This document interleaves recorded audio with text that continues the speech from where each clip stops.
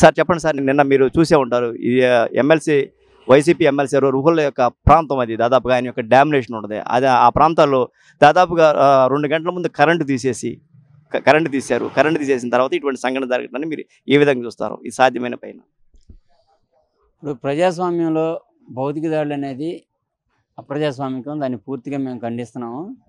అదేవిధంగా అది పూర్తిగా వైసీపీ ఎమ్మెల్సీగా ఉన్న రుహుల్లాగి బలమైన పట్టున్న ప్రాంతం. పైగా మొన్న వాళ్ళు మంచి మెజారిటీ కూడా అక్కడ గెలిచారు వైసీపీ వాళ్ళు. అలాంటి పట్టున్న ప్రాంతంలో వాళ్ళని ఢీకొట్టేలాగా అక్కడ చేయాల్సిన పని ప్రతిపక్షాలు కానీ ఇతరులకు కానీ ఎవరికి ఉండదు. పైపెచ్చు అక్కడ నుంచే తిరిగి వస్తుంటే అతన్ని కొట్టాల్సిన అవసరం ఇక్కడ వాళ్ళకి ఎవరికి లేదని మా అభిప్రాయం. అదేవిధంగా ఇంకో విధంగా ప్రజలు ఏమనుకుంటున్నారంటే, సేమ్ ఎలక్షన్ టయానికి గతంలో వైఎస్ రాజశేఖర రెడ్డి గారి తమ్ముడు, మాజీ ఎంపీ, మాజీ మంత్రి వైఎస్ వివేకానంద రెడ్డి గారి మర్డర్ కేసు కూడా దారుణంగా ఆ ఉన్న ఇల్లు మొత్తం రక్తం మడుగులో ఉన్నా కానీ మొత్తం తుడిచేసి అదే సాక్షి ఛానల్లో గుండెపోటు అని ప్రకటించారు. అంత ప్రకటించాల్సిన అవసరం ఉంది. తర్వాత డాక్టర్లు వచ్చి చూసి పోలీస్ డిపార్ట్మెంట్ అంతా అక్కడికి అలర్ట్ అయ్యి ఇది హత్యలాగా ఉందని చెప్పి చేసిన తర్వాత రోజు హత్య చేశారు, చంద్రబాబు గారు చేశారు, ఇంకోళ్ళు చేశారని చంద్రబాబు గారి మీద సరిగ్గా గతంలో ముందేమో గుండెపోటు అన్నారు, తర్వాత బాత్రూంలో కాల్జారి ఇక గుద్దుకుందని చెప్పేసి వాళ్ళు యాక్షన్ చేసి మరీ చూపించారు. తర్వాత మూడోసారి హత్య చేశారు, చంద్రబాబు నాయుడు యొక్క వాళ్ళే చేయించారు అన్న ఒక అభిప్రాయం. అదే ఇప్పుడు ప్రజలు కూడా అనుకునేది ఏంటంటే, ఎలక్షన్ టైంలో ఇలాంటి స్టంట్ ఖచ్చితంగా కూడా జరుగుతుంది. ఇప్పుడు ఎవరైనా చంపాలనుకున్న వాళ్ళు రాయిలతోనూ వేటితో కొట్టరు కదా. పైపెచ్చు క్యాట్ బాల్తో కొట్టారన్నారు, షూటర్ని తెచ్చి కొట్టారన్నారు. గట్టిగా షూటర్ అనేది ఒకటి కొడితే ఏంటి మనిషి నిలబడలేడు, ఎమ్మటే స్పాట్లో పడిపోతాడు. ఇక్కడ తగిలితే నుదురు మీద తగిలితే తలకి ఎక్కడ తగిలినా స్పాట్లో చనిపోతారు. మరి అది ఎలా జరిగిందో ఏంటో అనేది వాళ్ళు అర్థం చేసుకోవాలి. పైపెచ్చి జనాలందరూ కూడా ఫీలింగ్ కూడా ఇదే. గతంలో ఎయిర్పోర్ట్లో కోడికత్తి దాడి జరిగింది. ఆ కోడికత్తి సంఘటన ఇంతవరకు ఏమైంది, నన్ను ఒకడు పొడిచాడు అన్నారు. ఆ పొడిచినోడు ఏమయ్యాడు ఏంటి, దాని మీద యాక్షన్ తీసుకోండి అని 5 సంవత్సరాలు వెళ్ళకుండా, కనీసం కోర్టు కూడా వెళ్ళకుండా ఆ జూనిపల్లికి శ్రీనివాసరావుకి అలియాస్ కోడికత్తి సీన్కి బెయిల్ కూడా రావడానికి 5 ఏళ్ళు పట్టిందంటే ఇది మొత్తం ఏదో అరేంజ్మెంట్ లాగా ఉంది తప్ప వేరేగా లేదని ప్రజలు అభిప్రాయపడుతున్నారు. ఎందుకంటే ఆల్రెడీ 3 సంఘటనలు చూశారు కాబట్టి దీన్ని అంత సీరియస్గా ప్రజలు ఎవరు అనుకోవట్లేదు. వాళ్ళ ఛానల్లో వాళ్ళు అడావుడి చేస్తున్నారు తప్ప ప్రజలైతే ఇదంతా ఒక డ్రామా లాగా అనుకుంటున్నారని మేము అనుకుంటున్నాం. సార్ ఒక విషయం సార్, అంటే ఆయన ఓడిపోతున్న భయంలో ఉండే దాదాపు 90 మంది ఎమ్మెల్యేలు మార్చాడు. దాదాపుగా ఎమ్మెల్యేలు మార్చి ఎక్కడి నుంచి అక్కడ నుంచి కొంతమంది తీసేయడం జరిగింది. ఆ ఓటమి భయంలో నుంచే ఇటువంటి ఇన్సిడెంట్లు వస్తాయని చెప్తాను. ఇప్పుడు ప్రజలందరూ, మహిళా మనులందరూ కూడా సొంత చెల్లెలకే న్యాయం చేయలేనాడు, మాకేం న్యాయం చేస్తాడు అనే ఫీలింగ్కి మహిళలందరూ వచ్చారండి. దానివల్ల ఏం జరుగుతుందంటే, మొన్నటిదాకా వాళ్ళ అమ్మ మా అబ్బాయిని గెలిపించండి ఆమె తిరిగింది, ఆమె అడ్రస్ లేకుండా వెళ్ళిపోయింది. దాంతో అతని కోసం ఎవరైతే పనిచేశారో గతంలో వాళ్ళ అక్క, వాళ్ళ చెల్లి షర్మిల, వాళ్ళ బావగారు అనిల్ శాస్త్రి గారు ఆయనకు ఉన్న వనరులు ఉపయోగించుకొని ఆయన ఎవరినైతే ప్రభావితం చేయగలరో ఆయా వర్గాలతో మమేకమయ్యి వైసీపీ ఓటేపించి రాష్ట్రంలో వైసీపీ గవర్నమెంట్ వచ్చే విధంగా వాళ్ళు కృషి చేశారు. ఇప్పుడు వాళ్ళందరూ కూడా ఇతను మోసాన్ని గ్రహించి ఎవరి దారుణాలు పక్క వెళ్ళిపోయారు. అదొకటిను ఆ రోజు వైఎస్ వివేకానంద రెడ్డి గారి హత్య కేసు కూడా చంద్రబాబు గవర్నమెంట్ మీద ఎఫెక్ట్ పడింది కాబట్టి ఆ రోజు వైసీపీ గెలిచింది. ఇప్పుడు ఇతను అసమర్థ పాలనని, అదేవిధంగా చేతకాంతనాన్ని ప్రజలందరూ చూసేశారు కాబట్టి ఖచ్చితంగా ఓడిపోతానని అతనికి కూడా తెలుసు. తెలుసు కాబట్టి అతనికి అందుబాటులో ఉన్న స్టంట్లో ఐపాక్ టీం చెప్పినట్టు చేస్తున్నాడు. గతంలో పశ్చిమ బెంగాల్లో కూడా సేమ్ సీన్ ఇదే రిపీట్ అయింది. మమతా బెనర్జీ ఇక్కడ తగిలింది దెబ్బ, రక్తం కారింది, పడిపోయింది. అక్కడ అధికారంలోకి వచ్చింది. అక్కడ కూడా పనిచేసింది ఎవరు, ఐపాక్ టీము. అదేవిధంగా ఇక్కడ కూడా జరిగిందని ప్రజలు అనుకుంటున్నారు. వాస్తవంగా చాలామంది అభిప్రాయం అలాగే ఉంది. ఖచ్చితంగా అది నిజమవుతుందని కూడా మేము అనుకుంటున్నాం. ఎందుకంటే వాళ్ళ మీద దాడి చేయాల్సిన పని ఇతరులు ఎవరికి లేదు.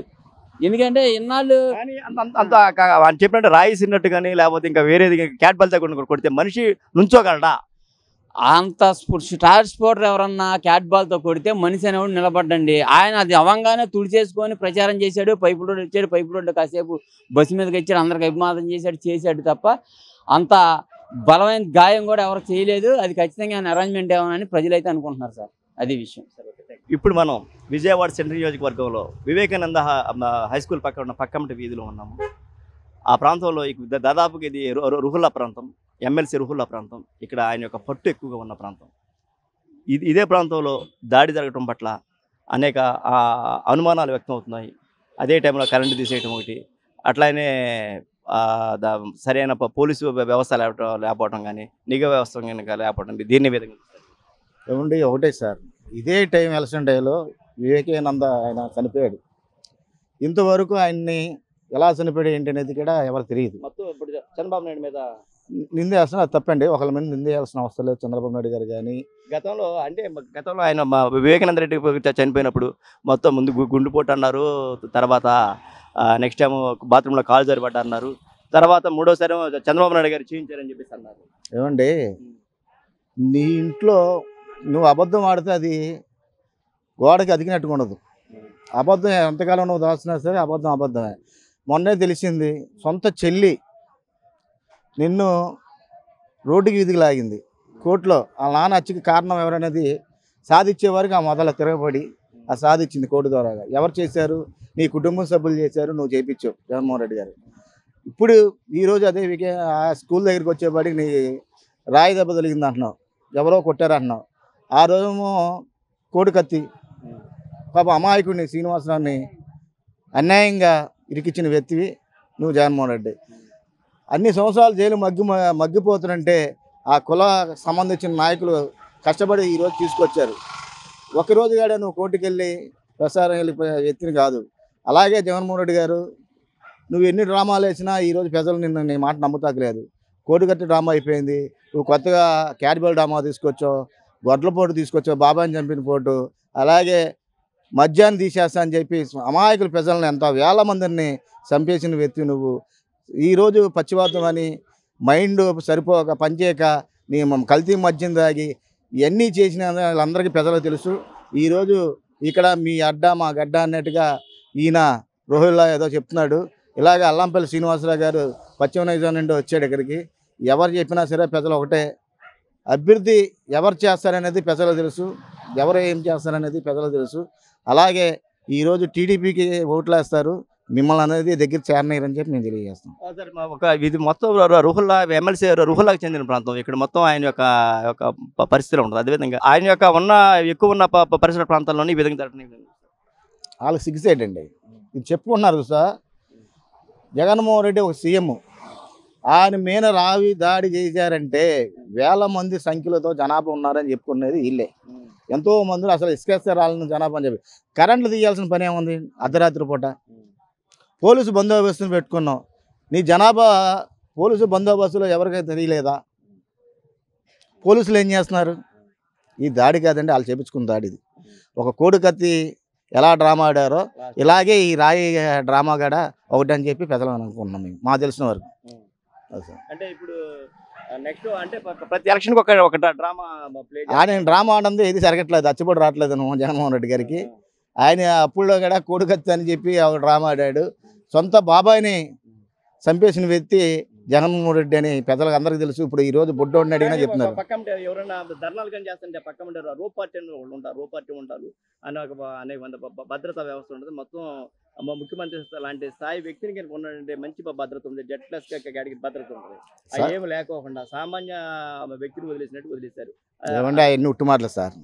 భద్రత లేదని మీరు అనుకుంటాం తప్ప, అది మనం అనుకుంటాం తప్పు. ఒక సీఎం వస్తాడంటే ఎంత మీరు చెప్పినట్టుగా అన్నీ పక్కాగా ఉంటాయి. ఇది కావాలని జరిగిన డ్రామా అనుకుంటున్నాం మేము. ఎందుకంటే ఆయన మీద రాయేసి మొగోడు ఎవరు ఉన్నారండి? అది తప్పది. వేరే పార్టీ వాళ్ళని కానీ మనం విమర్శించుకున్నాం తప్పది. జనం వచ్చారు, లక్షలాది జనాభా వస్తే చెప్పిన ప్రకారం జనాభా వస్తే నీ బందోబస్తు ఏమైపోయింది సార్? జగన్మోహన్ రెడ్డి గారు మీ బందోబస్తు ఏమైపోయింది? నీ నీ పక్కన ఉన్న నీ పార్టీ కార్యకర్తలు ఏమైపోయారు? నీ ఇక్కడ ఎమ్మెల్సీ ఉన్నాడు, మాజీ మినిస్టర్ దేవాశాఖ ఎంఏ మినిస్టర్ గారు ఉన్నారు, అల్లంపల్లి శ్రీనివాసరావు గారు. వీళ్ళు ఉండగా మీ మేము దాడి ఎలా జరిగింది? అది మేము నమ్మాల్సిన విషయమన్నా, ప్రజలు నమ్మాల్సిన విషయమన్నా? ఒకటి, నువ్వు అభివృద్ధి చేసి ప్రజలకు ఉపయోగపడేలాగా ఏ పని చేసినా రేపు పొద్దున్న ఇదే అవకాశం, ఒక సంవత్సరం అంటే 2వ సంవత్సరం అవకాశం ఇస్తారు. నువ్వు చేసి ఇలా నువ్వు దాడులు చేసినా నమ్ముతాకలేదు. సొంత బాబాయసంలోనే మొన్న బయటకు వస్తాం వల్ల ప్రజలందరూ తెలిసిపోయింది ఎవరు చేయించారు ఏంటి అనేది. ఇది కొత్త ఏం కాదండి వాళ్ళకి, ఇది పాత అని చెప్పి జనాభా నమ్మే విషయం కూడా లేదని చెప్పి తెలియజేస్తాం.